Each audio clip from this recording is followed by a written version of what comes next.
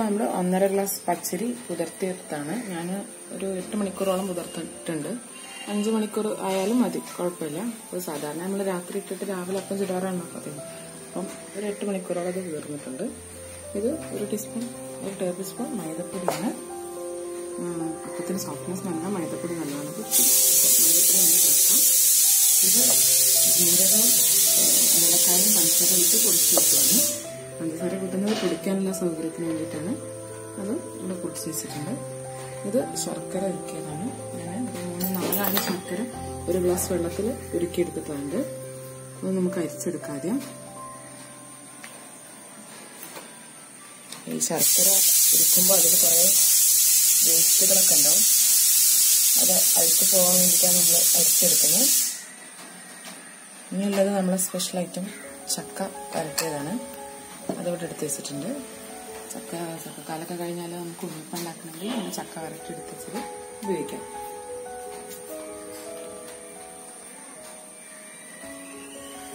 അരിച്ചെടുക്കാം. അപ്പോൾ ആദ്യമായിട്ട് അരി നമ്മളിപ്പോൾ ശർക്കര പാനിയിലാണ് അരച്ചെടുക്കുന്നത്. 2 ട്രിപ്പായിട്ട് അരക്കാൻ തോന്നുന്നു. അത് മിക്സി കുറച്ച് ബുദ്ധിമുട്ടുണ്ടാക്കും, അതുകൊണ്ടാണ് കുറേശ്ശായിട്ട് അരച്ചെടുക്കുന്നത്.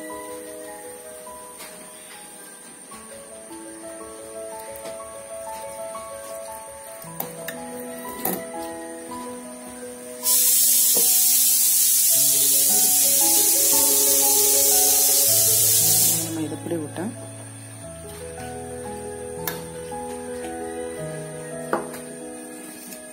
ഇതില് നമ്മൾ ചക്ക വരട്ടിയതും ചേർക്കാണ്.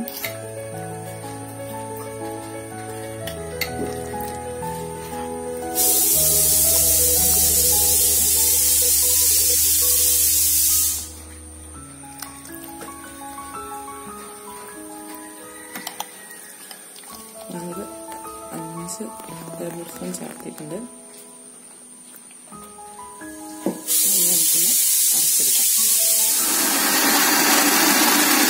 നമ്മൾ ഒരു പിഞ്ച് ഉപ്പും കൂടെ ആഡ് ചെയ്യുന്നുണ്ട്. അപ്പം മധുരത്തിന്റെ സുഖം കിട്ടണമെങ്കിൽ ഒരു പിഞ്ച് ഉപ്പ് മാത്രം ചേർത്താൽ മതി. ഇനി ഒന്നും കൂടെ അരച്ചെടുത്തിട്ടുണ്ട്. കണ്ടോ, ഇതിൽ നമ്മളിങ്ങനെ പിടിച്ചു കഴിഞ്ഞാൽ തരി ഫീൽ ചെയ്യണം കയ്യിൽ. അതാണ് അതിന്റെ പാകം. ഇപ്പം മാവ് റെഡി ആയിട്ടുണ്ട്. ഇതിൽ നമുക്ക് നമ്മൾ പൊടിച്ച് വെച്ച സാധനം കൂടെ ചേർത്ത് കൊടുക്കാം. ഇതിന്റെ കൺസിസ്റ്റൻസി നമ്മൾ അപ്പം ചുടാൻ സമയത്ത് നോക്കിയിട്ട് ശർക്കരപ്പാനി വെച്ചിട്ട് അഡ്ജസ്റ്റ് ചെയ്താൽ മതി. ഇപ്പം മധുരം കൂടുതൽ വേണ്ടവർ ശർക്കര കൂടുതൽ അളവ് ചേർക്കാം. പിന്നെ എന്തായാലും മധുരം ഒന്ന് ഫ്രൈ ചെയ്ത് വരുമ്പോൾ ഒന്ന് കുറയും. അപ്പം കൂടുതൽ മധുരം വേണ്ടവർ കൂടുതൽ ശർക്കര ഉപയോഗിക്കും. അപ്പം നമുക്കിനി ഇത് തേങ്ങ വറുക്കാൻ നാളികേരം കുറച്ച് വറുത്തെടുക്കാം. അതാണ് ഇങ്ങനെ യൂസ് ചെയ്തിരിക്കുന്നത്.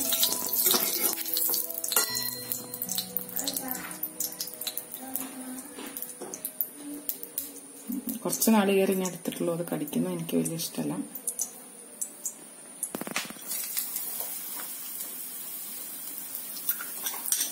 ഇത് നെയ്യിലിട്ട് നന്നായിട്ടൊന്ന് മൂപ്പിച്ചെടുക്കണം.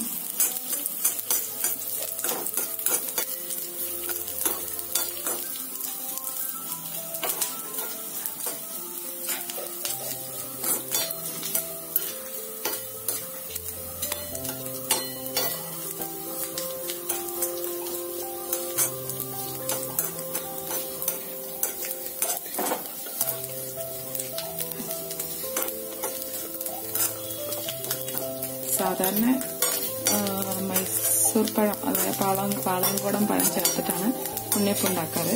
അപ്പം വെറൈറ്റിക്ക് ചക്ക ഉണ്ണിയപ്പം ഉണ്ടാക്കി വെക്കുന്നതാണ്. ഇപ്പം എല്ലാ കാലത്തും ചക്ക കിട്ടാത്തതുകൊണ്ട് ഇപ്പം നമ്മളെ നാട്ടിലൊക്കെ ഇവിടെയൊക്കെ ചക്ക തീർന്നുണ്ട്. അപ്പം ഞാൻ വരട്ടി വെച്ച ചക്കയാണ് ഉപയോഗിച്ചത്. അത് ഉണ്ടാക്കിയത് എങ്ങനെയാ വെച്ചാൽ ഒരു ചക്ക എടുത്തിട്ട് ചോളക്കെടുത്ത് വൃത്തിയാക്കിയതിനു ശേഷം അത് മിക്സിയിലിട്ടിട്ട് നന്നായി അടിച്ചെടുക്കും. എന്നിട്ട് ഒരു ഉരുളി വെച്ച് അതിലെ വെള്ളത്തിന്റെ കണ്ടന്റ് ഒഴിവാകുന്നവരെ നന്നായി വഴറ്റിയെടുക്കുക. വഴറ്റി വരുമ്പോൾ വെള്ളം പോയി കഴിഞ്ഞാൽ പിന്നെ അത് നമുക്ക് കുറെ കാലം സൂക്ഷിക്കാൻ പറ്റും. അങ്ങനെ എടുത്തു വെച്ച ചക്ക വരട്ടിയത് ഉപയോഗിച്ചിട്ടാണ് നമ്മൾ ഇന്ന് നെയ്യപ്പം ഉണ്ടാക്കിയത്. കണ്ടല്ലോ, അത് ആഡ് ചെയ്തത്.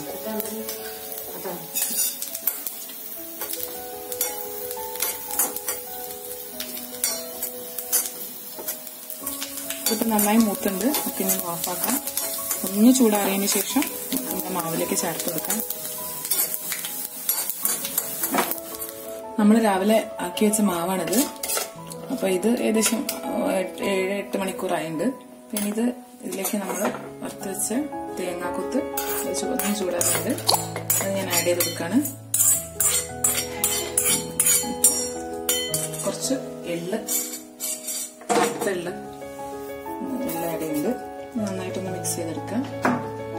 ഇതിന്റെ കൺസിസ്റ്റൻസി എന്ന് പറഞ്ഞാൽ വേണ്ടത് ഇഡ്ലി മാവിന്റെ അത്ര ടൈറ്റ് ആവും വേണ്ട, ദോശമാവിന്റെ അത്ര ലൂസാവും വേണ്ട, അങ്ങനെ ഒരു കൺസിസ്റ്റൻസിയിലാണ് വേണ്ടത്. അപ്പം മധുരം ടേസ്റ്റ് ചെയ്തിട്ട് അതൊക്കെങ്കിലും കുറവുണ്ട് തോന്നുകയാണെങ്കിൽ പഞ്ചസാര അല്ലെങ്കിൽ ശർക്കര ഉരുക്കിയുണ്ടെങ്കിൽ അതോ ടൈറ്റ് ലൂസാക്കാനുണ്ടെങ്കിൽ ശർക്കര ഉരുക്കിയതോ ആഡ് ചെയ്ത് ചെയ്യാവുന്നതാണ്. ഇനി നമുക്ക് അപ്പം ചുട്ടുടങ്ങാം. അപ്പോൾ ഉണ്ണിയപ്പച്ചട്ടി അടുപ്പത്തേക്ക് വെക്കാണ്.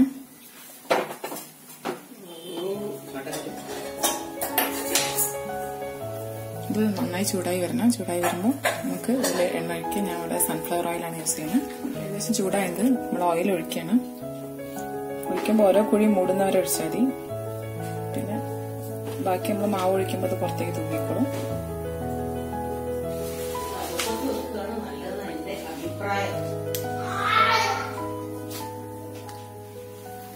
ഇതിപ്പോ എണ്ണ അത്യാവശ്യം ചൂടായിട്ട് നമുക്ക് മാവ് ഒഴിച്ചു കൊടുക്കാം. ഓരോ കുഴിയിലായിട്ട്. ഇപ്പൊ ഈ പിക്സലൈന്റെ സാധനം അപ്പച്ചട്ടി ഒന്നും കാണാറില്ല, നോൺ സ്റ്റിക്ക് ആണ്. പക്ഷെ ഇതാണ് നല്ലത്.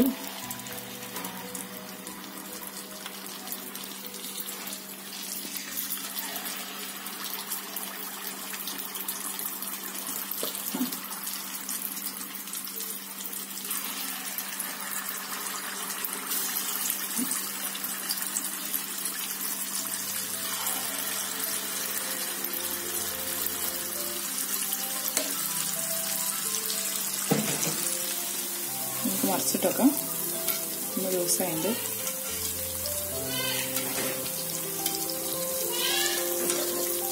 ഇതിപ്പം ഉണ്ണിയപ്പം ഏകദേശം മുരിഞ്ഞോണ്ടിരിക്കുകയാണ്. ഇനിയിപ്പോൾ അടിയത്തെ സൈഡും കൂടി കളറായി വന്നാൽ നമുക്ക് എടുക്കാം.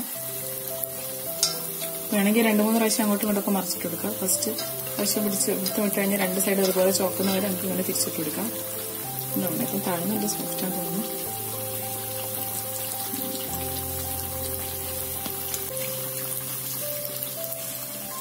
ചക്ക ഉണ്ണിയപ്പം ഏകദേശം മൂത്ത് തുടങ്ങിയിട്ടുണ്ട്. നമുക്ക് എടുക്കാറാണ്. ഞാൻ എടുക്കാണ്. ഇപ്പൊ റെഡി ആയിട്ട് വരുന്നുണ്ട്. നല്ലോണം മൂത്തുണ്ട്. ഈ മൂപ്പിലെടുക്കാം.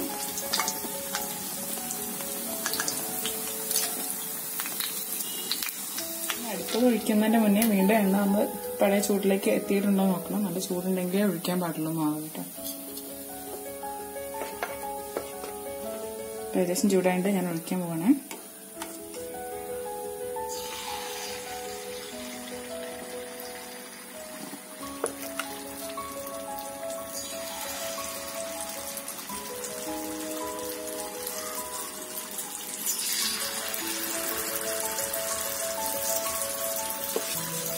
പിന്നെ നമ്മൾ ആഡ് ചെയ്ത തേങ്ങാക്കൊത്തൊക്കെ ഓപ്ഷണലാണ്. തേങ്ങാക്കൊത്ത് കടിക്കാൻ താല്പര്യമില്ലാത്തവർക്ക് തേങ്ങ ചിരകിടാം. പിന്നെ അത് വേണമെങ്കിൽ ഒഴിവാക്കുകയും ചെയ്യാം. അപ്പോൾ നമ്മുടെ ചക്കണ്ണിപ്പം റെഡി ആയിട്ടുണ്ട്. നമ്മൾ നമുക്ക് ചിരിക്കുന്നുണ്ട്. നമുക്ക് ടെക്സ്റ്റ് കാണിച്ചത് നമുക്ക് കറുതുണ്ട്. അപ്പം എല്ലാവരും ട്രൈ ചെയ്ത് നോക്കണം. ലോക്ക്ഡൌൺ സീസൺ ആയതുകൊണ്ടും ഇപ്പൊ ഈ സമയത്തൊക്കെ നമുക്കറിയാം ചക്ക ട്രോളുകളിലൊക്കെ വളരെയധികം പ്രത്യക്ഷപ്പെട്ട റൈറ്റാണ്. നമുക്ക് ഉണ്ടാകുമ്പോൾ ഒരുപാട് ചക്ക ഉണ്ടാവും. അപ്പൊ എന്താ ചെയ്യേണ്ടതെന്ന് അറിയില്ല. ചക്കന്റെ പല വിഭവങ്ങൾ ഉണ്ടാക്കാറുണ്ട്. അക്കൂട്ടത്തിൽ എല്ലാവരും ഇതും ട്രൈ ചെയ്യണം. ചക്ക വരട്ടി വെച്ചാൽ നമുക്ക് എന്താ ഒരു ഉപകാരം എന്ന് വെച്ചാൽ ചക്ക ഇല്ലാത്തൊരു സീസണിൽ ചക്ക അന്ന് നമുക്ക് ഒരു ചോള ചക്ക കിട്ടിയിരുന്നെങ്കിൽ എന്നൊക്കെ നമ്മൾ വിചാരിക്കും. അപ്പം അങ്ങനെയുള്ള സമയങ്ങളിലൊക്കെ ഈ ചക്ക വരട്ടി വെച്ചതുണ്ടെങ്കിൽ ഇതേപോലെ അപ്പം ഉണ്ടാക്കാം. ഇത് ചക്കയുടെ തനി ടേസ്റ്റാണ്. നമുക്ക് ആ ചക്ക ഇങ്ങനെ ഓർമ്മ വരും കഴിക്കുമ്പോൾ. അപ്പൊ എല്ലാവരും ഇത് എന്തായാലും ട്രൈ ചെയ്യാം. പിന്നെ പറയാനുള്ളത് 1.5 ഗ്ലാസ് കൊണ്ട് എനിക്ക് ഏകദേശം ഒരു 30ഓളം ഉണ്ണിയപ്പം കിട്ടിയിട്ടുണ്ട്. അപ്പൊ എല്ലാവരും ട്രൈ ചെയ്യണം. എല്ലാവരും ഇതുണ്ടാക്കി നോക്കിയ ശേഷം നിങ്ങളുടെ അഭിപ്രായങ്ങൾ കമന്റ്സ് ആയിട്ട് താഴെ ഇടണം. അത് കാണുന്നത് നമുക്കൊരു സന്തോഷമാണ്. അപ്പൊ എന്തായാലും ചെയ്യാം, ട്രൈ ചെയ്യണം.